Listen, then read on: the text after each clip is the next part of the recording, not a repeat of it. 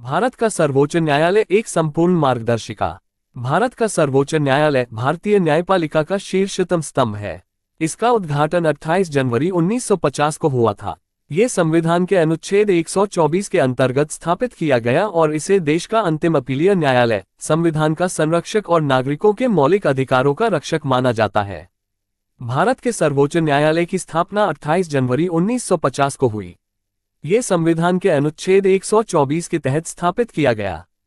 शुरुआत में इसमें एक मुख्य न्यायाधीश और 7 अन्य न्यायाधीश थे, यानी कुल 8 न्यायाधीश।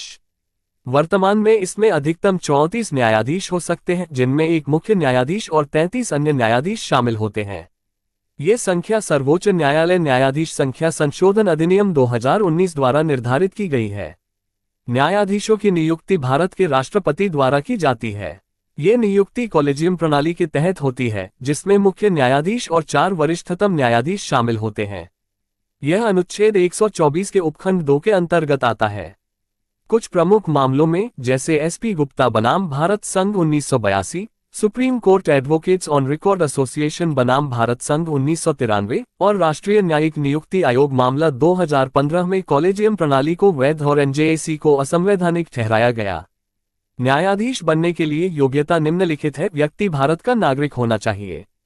वह किसी उच्च न्यायालय में कम से कम 5 वर्ष तक न्यायाधीश रहा हो या किसी उच्च न्यायालय में 10 वर्ष तक अधिवक्ता रहा हो या राष्ट्रपति की राय में एक प्रतिष्ठित विधिवेत्ता हो। न्यायाधीश का कार्यकाल 65 वर्ष की आयु तक होता है। उन्हें केवल राष्ट्रपति के आदेश द्वारा हटाया जा सकता है।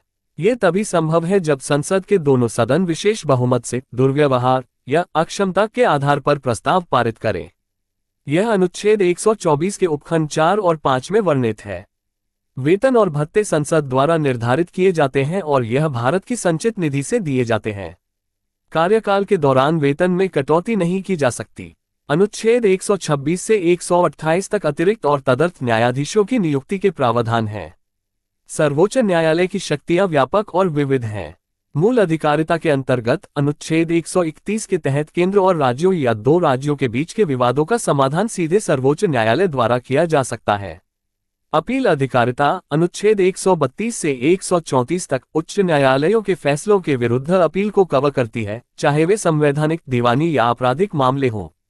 विशेष अनुमति याचिका अनुच्छेद 136 के तहत आती है, जिससे कोई भी व्यक्ति देश के किसी भी न्यायालय या न्यायाधिकरण के निर्णय के विरुद्ध अपील की अनुमति मांग सकता है। रिट अधिकारिता अनुच्छेद 32 के अंतर्गत आती है।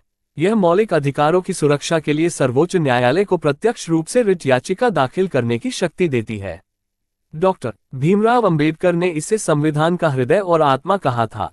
परामर्श अधिकारिता अनुच्छेद 143 के अंतर्गत आती है। इसके तहत राष्ट्रपति किसी भी महत्वपूर्ण कानूनी या तथ्यात्मक प्रश्न पर सर्वोच्च न्यायालय से परामर्श ले सकते हैं। हालांकि ये राय बाध्यकारी नहीं होती। नागरिक विशेष परिस्थितियों में सीधे सर्वोच्च न्यायालय जा सकते हैं। पहला, अगर उनके मौलिक अधिकारों का उल्लंघन हुआ है तो वे अनुच्छेद 32 के अंतर्गत सीधे रिट याचिका दाखिल कर सकते हैं। दूसरा, यदि केंद्र और राज्य या 2 राज्यों के बीच संवैधानिक विवाद हो तो अनुच्छेद 131 के तहत सीधे आवेदन किया जा सकता है। तीसरा, विशेष अनुमति याचिका के माध्यम से अनुच्छेद 136 के तहत सीधे अपील की अनुमति ली जा सकती है। सर्वोच्च न्यायालय अनुच्छेद 129 के अंतर्गत कोर्ट ऑफ रिकॉर्ड है। इसके फैसले कानून की मिसाल बनते हैं और इसमें अवमानना की कार्यवाही करने की शक्ति भी है। अनुच्छेद 137 के तहत यह अपने ही निर्णयों की समीक्षा कर सकता है। अनुच्छेद 142 के तहत ये पूर्ण न्याय करने के लिए कोई भी आदेश या डिक्री पारित कर सकता है। अनुच्छेद 141 के तहत इसके निर्णय भारत के सभी न्यायालयों पर बाध्यकारी होते हैं, जिससे पूरे देश में कानून की एकरूपता सुनिश्चित होती है। अनुच्छेद 32 मौलिक अधिकारों की रक्षा हेतु रिट याचिका। अनुच्छेद 124 नियुक्ति, योग्यता और हटाने की प्रक्रिया। अनुच्छेद 129 कोर्ट ऑफ रिकॉर्ड और अवमानना की शक्ति। अनुच्छेद 131 मूल अधिकारिता। अनुच्छेद 132 से 134 अपीली अधिकारिता। अनुच्छेद 136 विशेष अनुमति याचिका। अनुच्छेद 137 समीक्षा की शक्ति। अनुच्छेद 141 निर्णय सभी न्यायालयों पर बाध्यकारी। अनुच्छेद 142 पूर्ण न्याय की शक्ति। अनुच्छेद 143 राष्ट्रपति द्वारा परामर्श।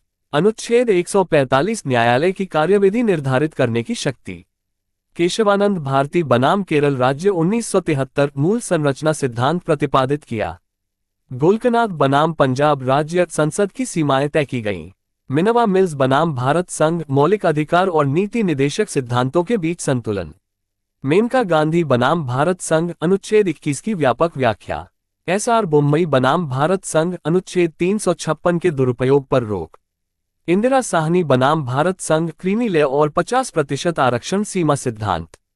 अयोध्या फैसला भूमि विवाद का ऐतिहासिक समाधान।